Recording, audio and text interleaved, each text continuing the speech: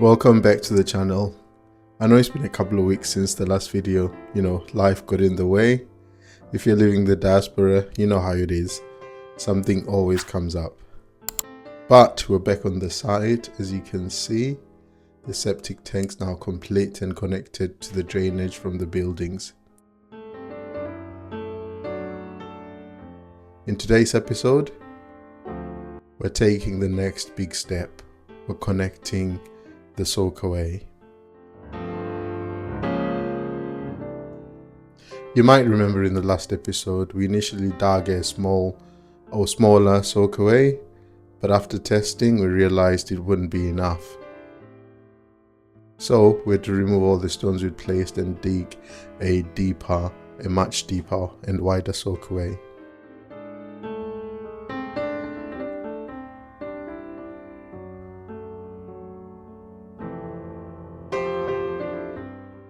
Now it's a massive 3 by 3 by 3 meters.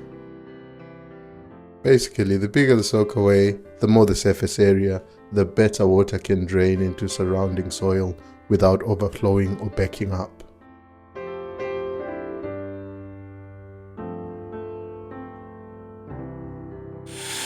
Here we're drilling holes into the outlet pipe that will carry the water from the septic tank into the soakaway. These holes are key. They spray and spread the water evenly instead of dumping it in one single spot.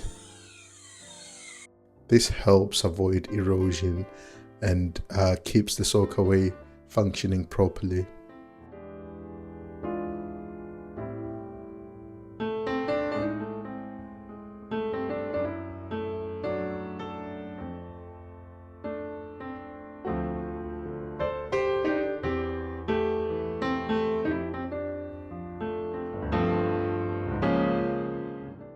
So as you saw in the beginning of the video, the guys were getting some large stones that we're going to put in the soakaway.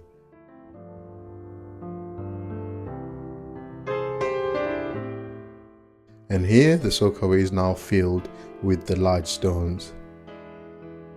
These aren't just random stones, they're important because the gaps between them allow the wastewater to flow freely and disperse, while preventing soil from collapsing into the soakaway. This keeps the system working efficiently for many years.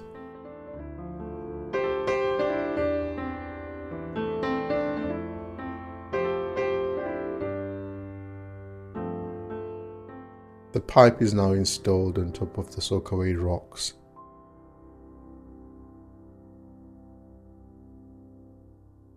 Once that's done, we cover the whole setup with polyplastic sheets.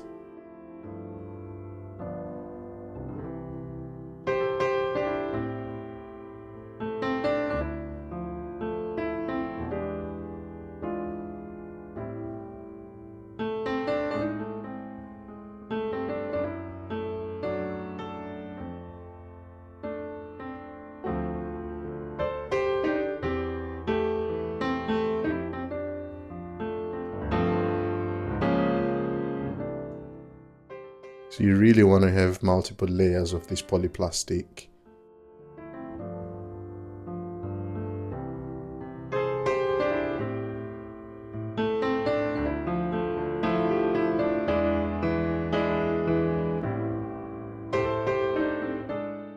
So we cover the whole setup with polyplastic, then soil, and repeat a couple of times.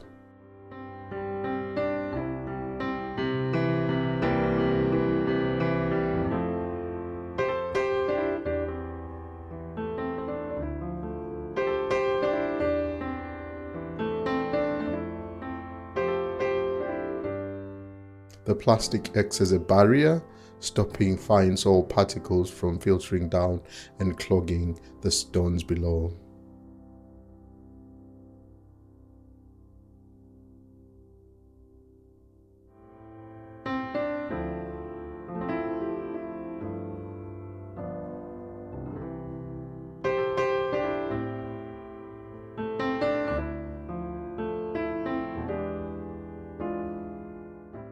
So here we're now filling up the remaining space with rubble and soil to finish off the soakaway.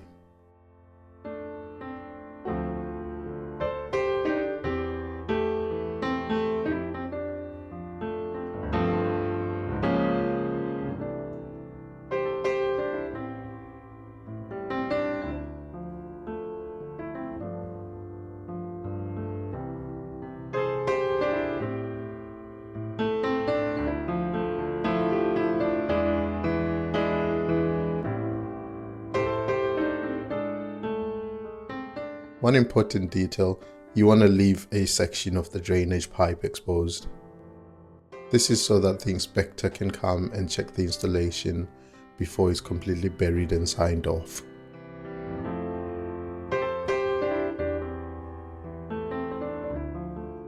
Now let's talk about expenses as usual. Between removing the old stones and digging a bigger soakaway, buying new larger stones and installing the pipework, this step added up quickly. So here's a full breakdown so you can plan your own budget realistically. So things that you should expect to pay money for are things like cement, river sand, pit sand and quarry, and bricks as well. You might want some, you definitely need some reinforcement mesh for the slab. And you're going to need some PVC pipes for the drainage. You're going to need some inspection chamber covers and at least one manhole cover.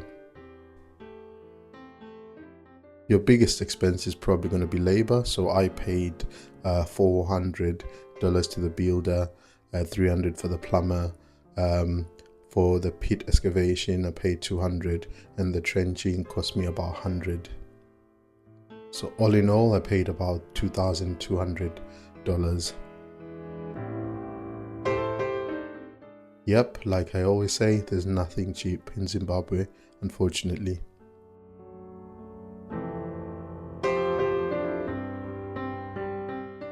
And that's a wrap for this stage of the project.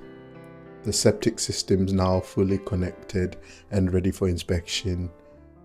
In the next episode, we're going to finish off planning. We're going to cover planning for the cottage. So as usual, if you found this helpful, don't forget to like, share and subscribe so you don't miss future updates on this build. Well, that's all I have for you this time. Thanks for watching and catch you in the next one. Peace.